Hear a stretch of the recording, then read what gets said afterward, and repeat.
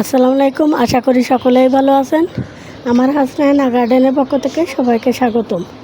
আমার গার্ডেনে এই মুহূর্তে আমি স্নেক প্লান্টের লং ও শর্ট স্নেক প্লান্টের ভিডিওটা নিয়ে এসেছি।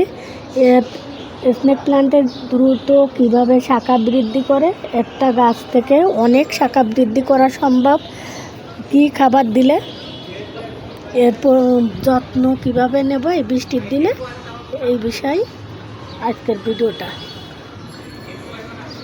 আমরা সবাই শখের বিষয়, যারই ছাদ বাগান আছে না কেন, ছাদ বাগান না থাকলেও ইনডোরে রাখার জন্য একটা স্নেক প্ল্যান্ট আমরা দু একটা স্নেক প্ল্যান্ট আমাদের বাসায় থাকে ইনডোরে সাজিয়ে নেওয়ার জন্য।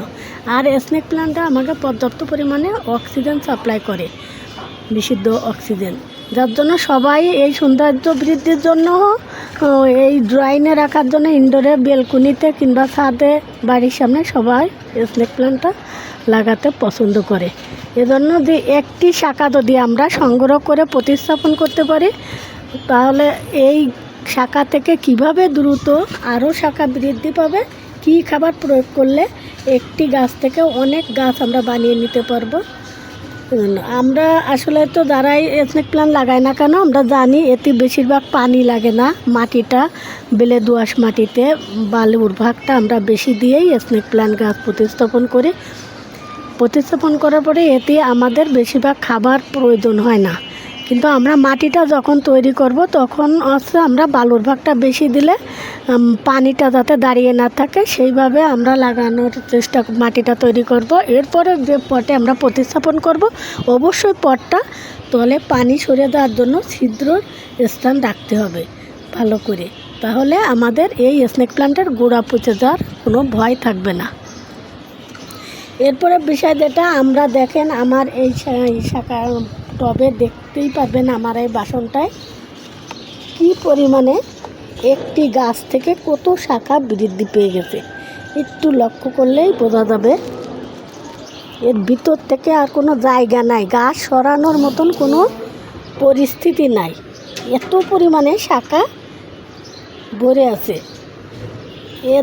এটা একমাত্র উঁচু করে এটা বের করে আনা, উঠাইয়ে অন্য পাত্রে প্রতিস্থাপন করার জন্য আমাদের এর গোড়ার ভিতরেও ওই ছোটো ছোটো ভরে যাচ্ছে।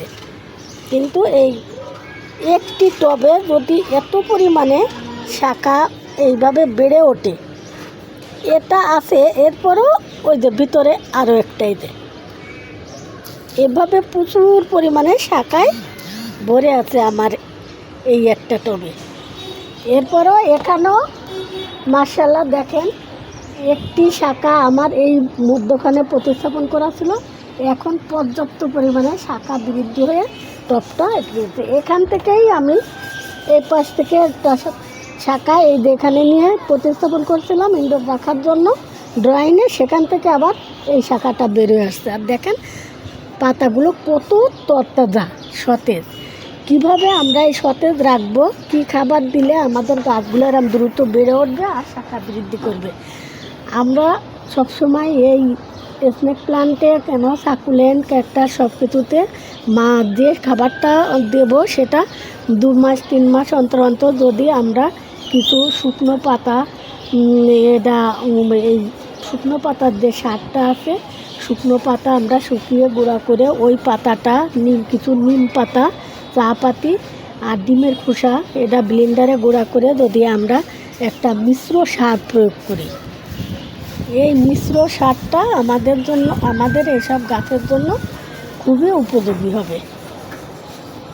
কারণ নিম পাতাটা এই জন্যে আমরা দেব যাতে গাছের গোড়ায় কোনো পোকামাকড়ের আক্রমণ না হয়, গোড়া পচে যাওয়ার সম্ভাবনাও থাকবে না। আর ডিমের খোসায় থাকে পর্যাপ্ত পরিমাণে ফসফরাস, ক্যালসিয়াম। চা পাতিতে প্রচুর পরিমাণে নাইট্রোজেন থাকে। চা পাতি পাতা পচা সার, মানে শুকনো যে পাতাটা আমরা ছাদের থেকে টুকায়ে বস্তায় ভরে রাখলে ওটা একটা সারে পরিণত হয়। এটা মিশ্রিতভাবে এই সারটা তৈরি করে যদি আমরা গাছে প্রয়োগ করি, 2 মাস 3 মাস পর পর যদি একবার গাছে প্রয়োগ করি, আর নিম খোলটা যদি ওই সার দেওয়ার পরে একটু নিম খোলের তরল সারটা আমরা প্রয়োগ করি, তাহলে গাছে দ্রুত শাখা বৃদ্ধি পাবে, গাছের পাতাগুলো এরকম তরতাজা সতেজ হয়ে উঠবে।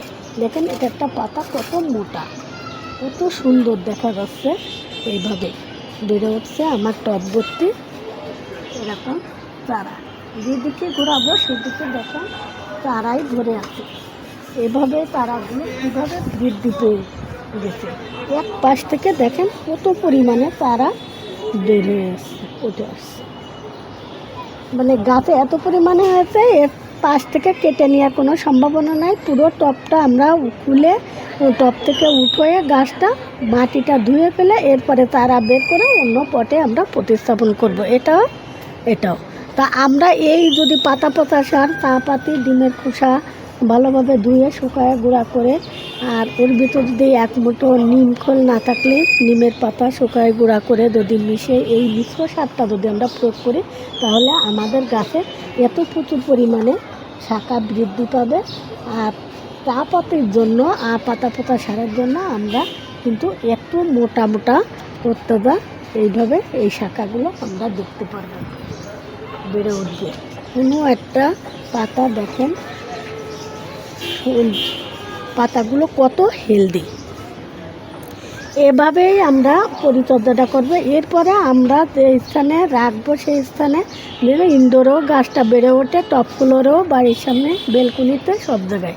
কিন্তু ইনডোরে রাখলে আমরা কি করব, মাঝে মধ্যে সকালে রোদ্দুরটা বেলকুনিতে এনে রেখে দিলে তাহলে সকালে রোদ্দুরটা রাখবে, কুড়ার মাটিটা ভিজে থাকবে না, ফাঙ্গাসের কোনো ভয়ও থাকবে না।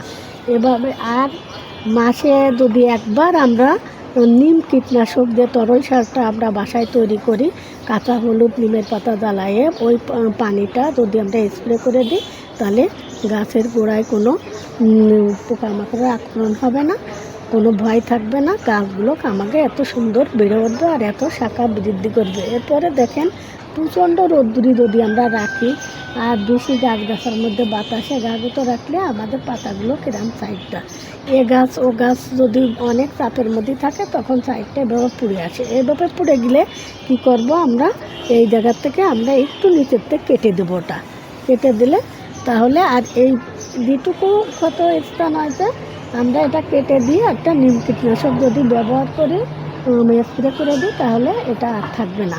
গাছটা এরকম সুন্দর তরতাজা হয়ে বেড়ে উঠবে। আমার এই স্নেক প্ল্যান্টের ভিডিওটা যদি আপনাদের ভালো লেগে থাকে, পরিচর্যা, লাইক কমেন্ট করবেন। সকলকে অসংখ্য ধন্যবাদ। আসসালামু আলাইকুম।